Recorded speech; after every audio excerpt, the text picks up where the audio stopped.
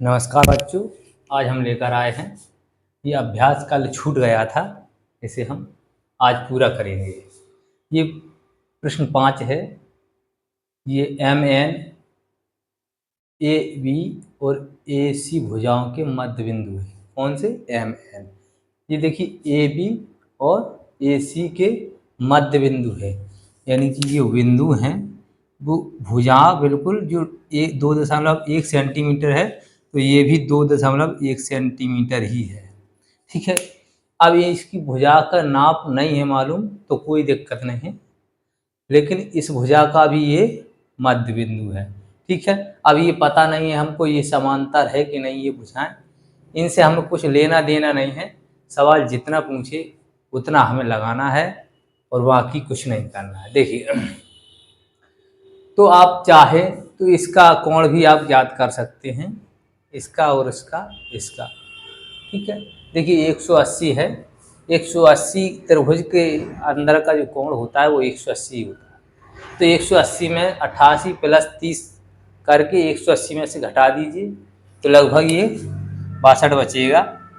ऐसे रखने की कोई ज़रूरत नहीं है, ये भी 30 रहेगा, उसी एंगल में है, और ये भी 62 रहेगा। ठीक है। तो देखिए इसका कोण का निकालना वैसे ज़रूरी नहीं है। अब देखिए इसमें निकालना क्या है, बी सी बराबर एम एन, यानी कि देखिए बी सी बराबर एम एन, इन दोनों भुजाओं के अनुपात निकालने हैं इसमें। तो सबसे पहले तो हम देख लेते हैं सीधी सीधी सी, ये देखिए आधी भुजा है और ये डबल है।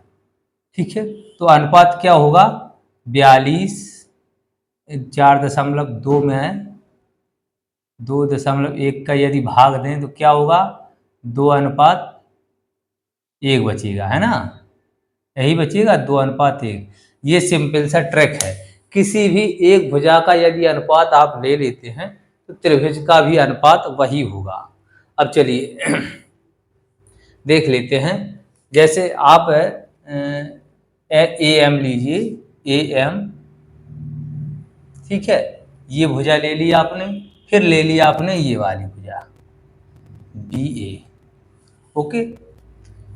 इसी प्रकार से आप जो है 2:1 और 4:2। ठीक है। तो 1:2, तो 1:2। ठीक है। यानी कि एम एन और बी ए।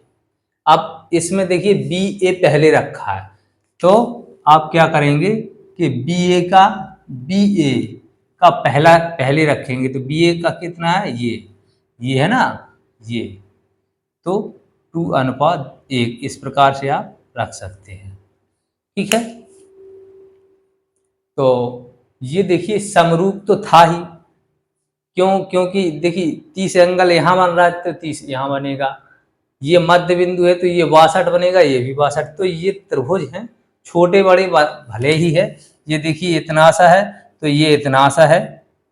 ठीक है। लेकिन ये समरूप हैं, जब समरूप हैं तो सारे के सारे एंगल बिल्कुल एक ही होंगे, सारी भुजाएं लगभग एक ही, लगभग नहीं, अनुपात में भले अलग अलग हों, लेकिन समरूप के दृष्टि से अनुपात में बिल्कुल 2:1 ही होंगी। यानी कि देखिए ये 42 है। अब जैसे मान लीजिए 3 हो तो ये भी 3 है। इस प्रकार से अनुपात ये पूरी 6 हो जाएगी। इस प्रकार से अनुपात बनता है। ठीक है। चलो इसे मिटा देते हैं। अनुपात की दृष्टि से बराबर होंगी।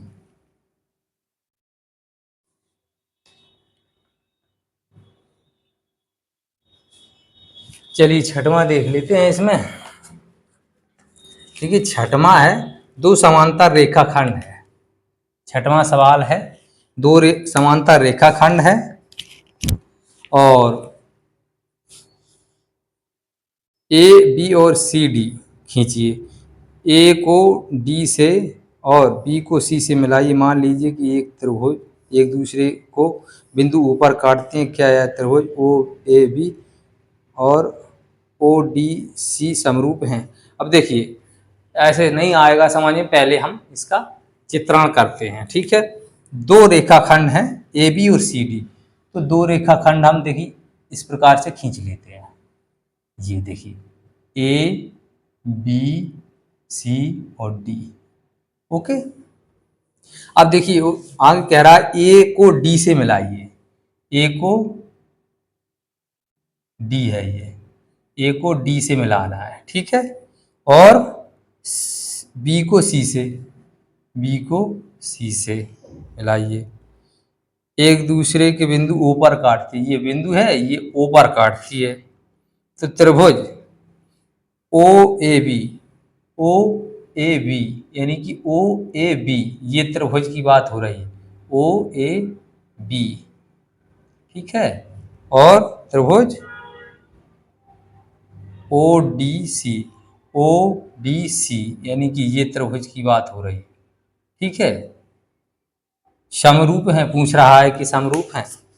तो देखिए ये के सारे एंगल बिल्कुल समरूप ही होंगे। ठीक है, क्योंकि ये समांतर रेखाएं खींची हैं। अब देखिए, अब ये तो समांतर रेखाएं हैं, मान लीजिए इस प्रकार से होती, इस प्रकार से समांतर होती। ठीक है, और इस प्रकार से हमको मिलाना पड़ता, तब भी ये समरूप ही होते। ठीक है, किसी भी प्रकार से मिलाते आप, मान लीजिए इस प्रकार से हो, इस प्रकार से, सॉरी, तो ये जो है इसके समरूप होगा। तो ये इसके समरूप है, ये बिल्कुल सत्य है। ठीक है, दो समांतर रेखाओं के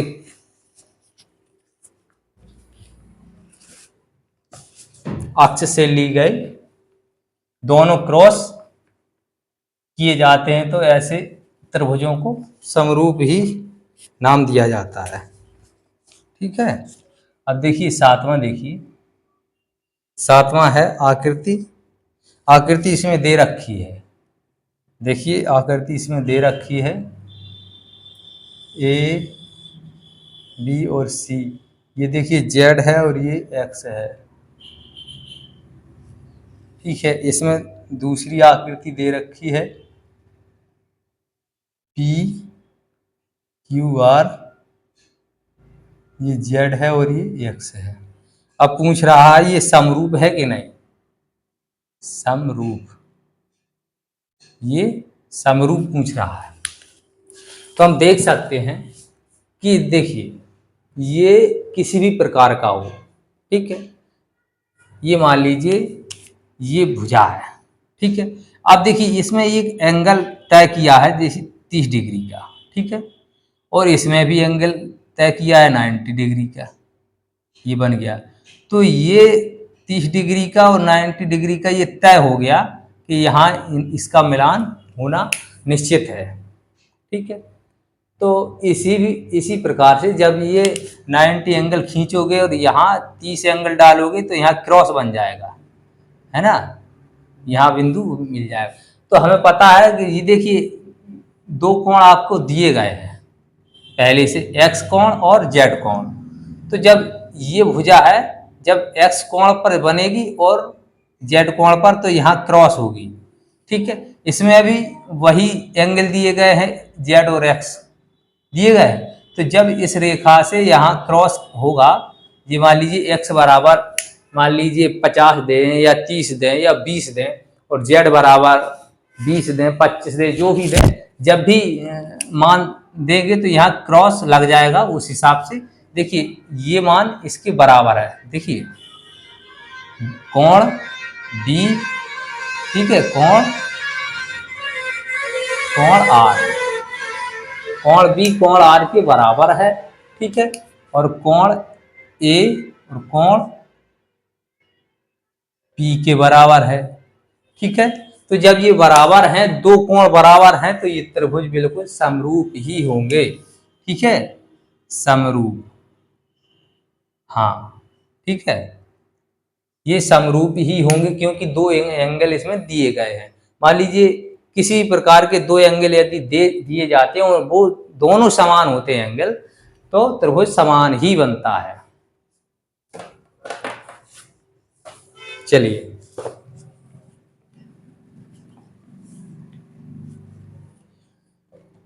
अब देख लीजिए, इसमें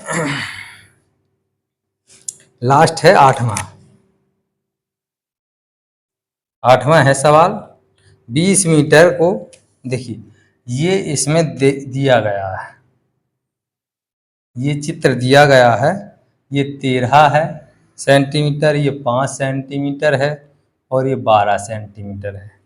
ठीक है, और 20 सेंटीमीटर बराबर 1 सेंटीमीटर मानकर एक खेत में आकृति दी गई है जो कि इस प्रकार है। ठीक है, अब आपको 40 मीटर बराबर 1 सेंटीमीटर के हिसाब से आकृति आपको बनानी है।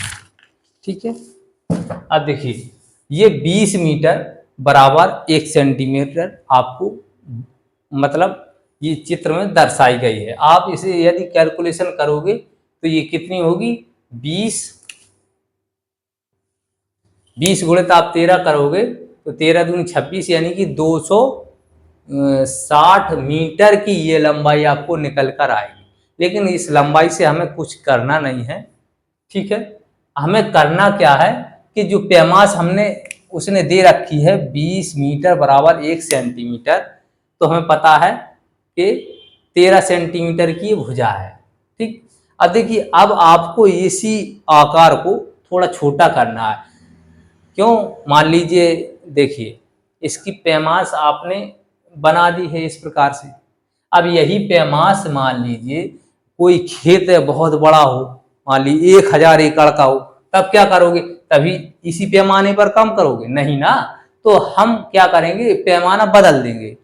पैमाना किस प्रकार से बदलेंगे कि 40 मीटर बराबर 1 सेंटीमीटर कर देंगे, तो आसानी से हम आप उसमें चित्र दर्शा सकते हैं। नहीं तो चित्र इस हिसाब से दर्शाओगे तो चित्र पता चले इस बोर्ड में भी ना आए।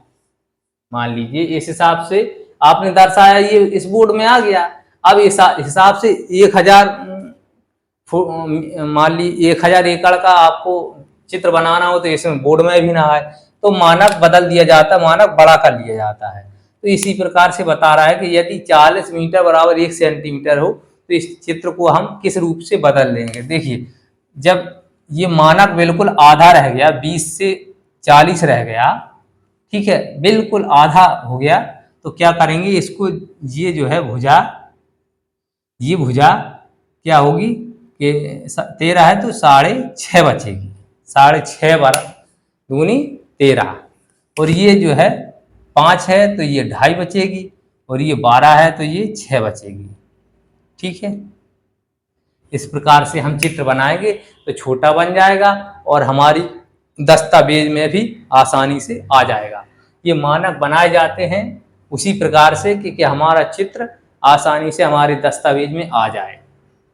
अब मान लीजिए इसका तो आ रहा था, अब खेत बड़ा है तो पैमाना हमने बदल दिया, पैमाना दुगना रख दिया, 40 मीटर बराबर 1 सेंटीमीटर रख दिया, तो हमारे दस्तावेज में आसानी से ये चित्र बनकर तैयार हो गया। इसीलिए ये पैमाने घटाए बढ़ाए जाते हैं।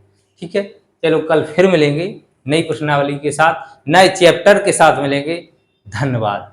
यदि देखिए, चैनल को यदि सब्सक्राइब नहीं किया है तो सब्सक्राइब कर लीजिए, कम से कम एक दोस्त को आप जरूर इस चैनल के बारे में बताएं। धन्यवाद।